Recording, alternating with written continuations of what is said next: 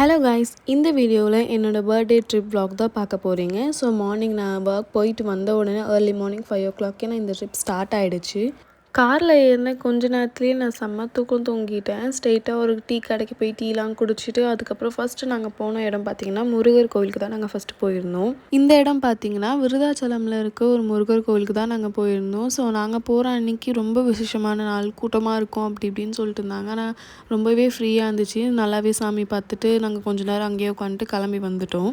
Morning டிஃபன்லாம் நாங்கள் எங்கேயுமே சாப்பிடல. வீட்டிலேருந்தே அம்மா மாங்காய், உப்பு, மிளகாலாம் போட்டு கொண்டு வந்தாங்க. அப்புறம் கொஞ்சம் ஸ்நாக்ஸும் கொண்டு வந்தாங்க. அப்புறம் கடையில் சமோசா அதெல்லாம் வாங்கி சாப்பிட்டுட்டே நாங்கள் அப்படியே போயிட்டு இருந்தோம். போகிற வழி ஃபுல்லாக நான் தூங்கிட்டு மட்டும்தான் போயிருந்தேன். கொஞ்சம் கூட என்னால் ரெஃப்ரெஷ்ஷாக ஆக முடியலை.